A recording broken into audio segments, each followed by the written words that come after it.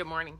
Denise Dryden here. I'm out on Bainbridge Island, and I didn't do a video last week because I was deep in the middle of playing with some concepts that I wanted to present. One of those today with you, which is about collaboration, the power of collaboration. It was pretty exciting. So we've got some crows collaborating today. They are just talking away in the background. So if you hear them, just kind of smile. How we collaborate together. It sort of looks like an easy topic, you know, like something we learned in kindergarten. We all know how to sit in a circle, and we know how to be nice to each other, and we know how to collaborate. Maybe. Maybe. What I want to look at is the energetic signature of collaboration.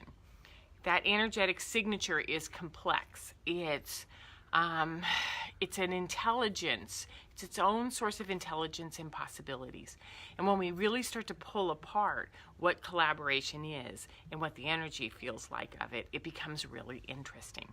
So what do I mean by an energetic signature?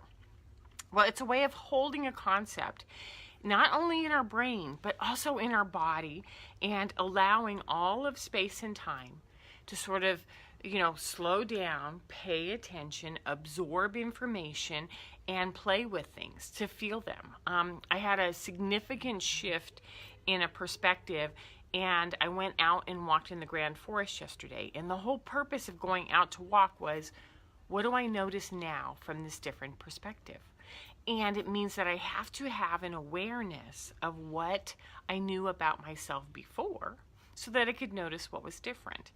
So this idea of an energetic signature is being able to feel it in our body. And if I recall, over the last, since 2010, you know, every Facebook post, every article was about learning how to feel. And I knew that feelings were going to be really important, and I didn't understand the role that they were going to play, because I knew that we as a culture, we as a global culture, have a lot of blocked feelings, and for real reasons, right? So this energetic concept of not wanting to feel means that we're blocking in how we take in information. So when I'm talking about feeling an energetic signature, it's about playing with something and noticing where the parameters are, where the edges are, what works for you, what doesn't work with you. So what you're doing is you're defining and you're discovering, and what it looks like, what it tastes like, what it feels like, because you're using all of your senses. You're listening with every part of you, and you're observing everything that you notice, right? And keep in mind that observation and curiosity are the two top skills for anyone who is anyone who's empathic, anyone who's highly sensitive. And so I like to call them sort of highly sensitive or sensitive energetic beings. Don't even deal with the highly, because sensitivity to everything is sort of much more encompassing than just an HSP. So what I also know is that whether it is observation, curiosity, that there's also this ability to totally hyper-focus, to get lost in something. And I think you've seen this in kids when they're deep in their Legos, or when you're deep in a book, or when you're in a conversation and the world sort of disappears. That's what I'm talking about by hyper-focus. We also see that in a lot of teens with video games. I believe all of these are innate skills, and that we're often taught not to access them, or not even to honor them. It's so unfamiliar for us to walk around saying, I'm wide open and I'm gathering information and I can feel things, and I'm starting to define a signature that goes with that word or that emotion or that experience. And so when we're hushed, or when we're shut down, or when we're not honored, we learn that, well, no one else sees that. What am I supposed to do with that? It doesn't make sense, and I get in trouble when I talk about it, right? At least that was my experience. I know that one. So the funny thing is that we're observant and we're curious, and if we're shut down and we're not, you know, using our whole beings, we're not collaborating with our body. We might be using our brain to become really smart in school or in business. We might be using our body to be really athletic and successful in sports. We might be using a compartment of ourselves, but we're not using the whole thing. And there's a problem with that. So to go to understanding what an energetic signature is, it means that you have to get really comfortable with feeling. So that's the first thing you want to do, is you want to learn how to feel. And then you want to learn how to let things come in and trigger all of these feelings and go, oh, that's interesting when it's over here. It's interesting when it's over here. And you start to become, you start to define a signature that works for you. So I'm going to break it down and make it really, really easy. And let's just talk about the signature of hunger, okay? So when we are hungry, it happens 2 or 3 times a day, 10 times a day, depends on what your system is, if you're a snacker or a meal eater. And do you know the stages of hunger in your body? Can you go, oh, man, yeah, my stomach's empty and it's asking for food? Do you know the timeline? Do you know what parts of your body are talking? Do you know if it's mental, like I just saw somebody walk by with a Huckleberry Bear Claw or a really good cup of coffee? I think I need that, as opposed to what does my body need? What is my body telling me that it wants? And your body needs fuel. So it's going to tell you what it needs if you listen. You have to go past the brain, past the taste buds, past the craving, and you got to go to that feeling stage. So then once you're comfortable with allowing these kinds of feelings, you can move around in observing, like, wow, looks like I should probably make some food within the hour. And man, oats sound really good. That's for me to this morning. And you can sort of start to learn and define and listen with all of your cells, all of your body. What is it that I need right now?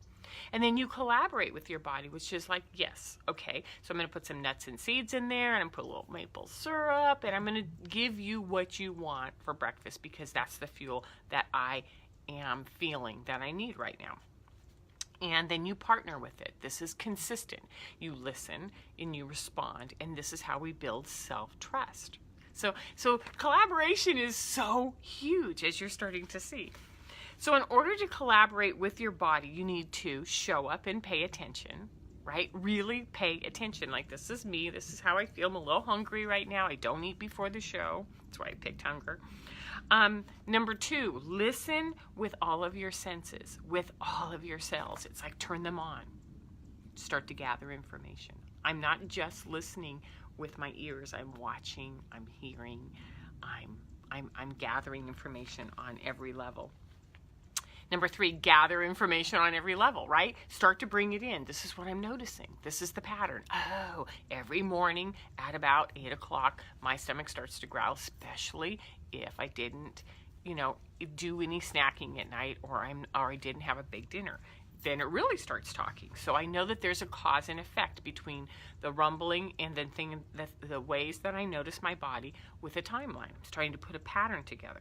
Number 4, trust it. When it talks and says something, you listen, you go, okay, got it, we're on, I trust you. And number 5, you build your response around what you know. You build a legitimate response around what you know about yourself.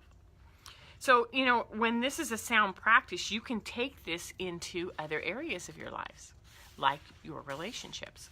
So if you have a partner and you're paying attention and you're watching all of yourself, let's take that little hunger thing and move it into a relationship. Could be a love partner, could be a parent-child relationship. And you use your language tools to inform and teach and guide your this other into what's going on. So it might look like, hey, 8 o'clock, my stomach's rumbling and I need fuel. I need food.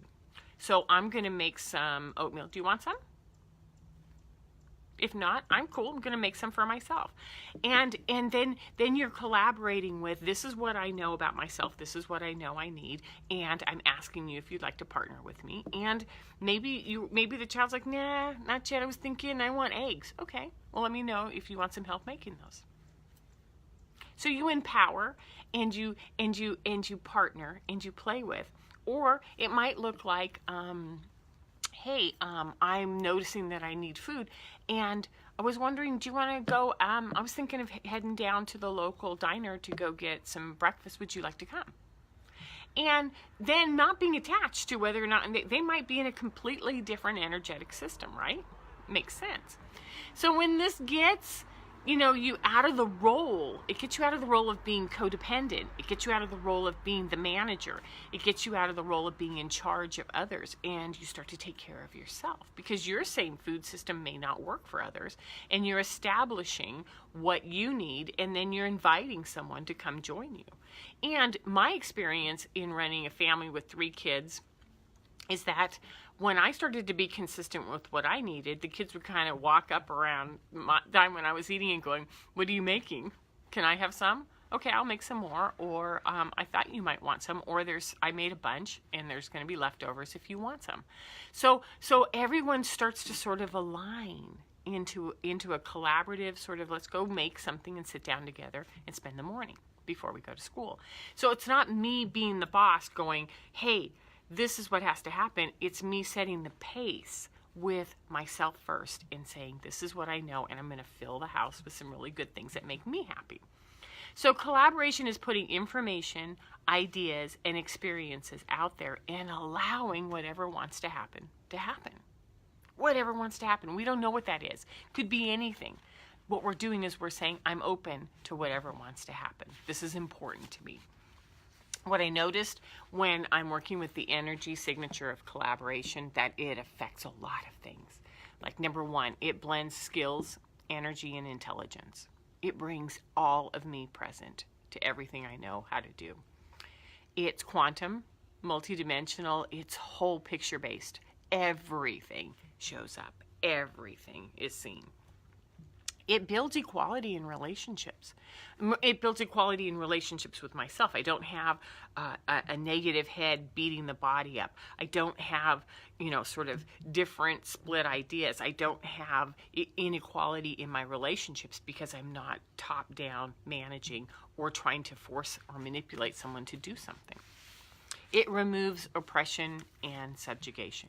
It removes the idea that someone can tell me what to do because my body, my collaborative system is saying, that doesn't feel right, I'm not going to do that. That's where we come in with boundaries, some of the things we've talked about in previous videos.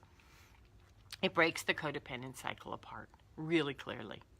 Bam, over. And it empowers us. It empowers us to go, wow, I actually know who I am. I actually know what I need.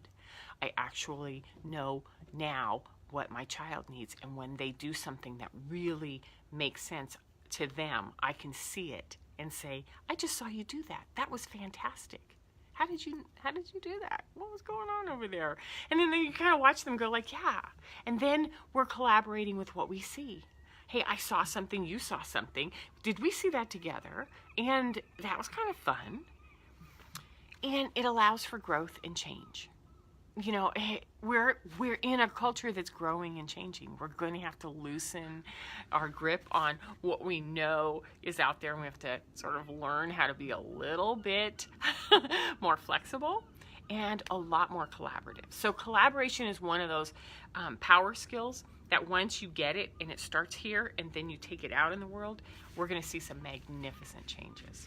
So if you want to learn more about collaborating with yourself and others, give me a call. My name is Denise Dryden. You can find me on DeniseDrydenCoaching.com. And have a great Sunday. Have a great middle of January. Take care. Bye-bye.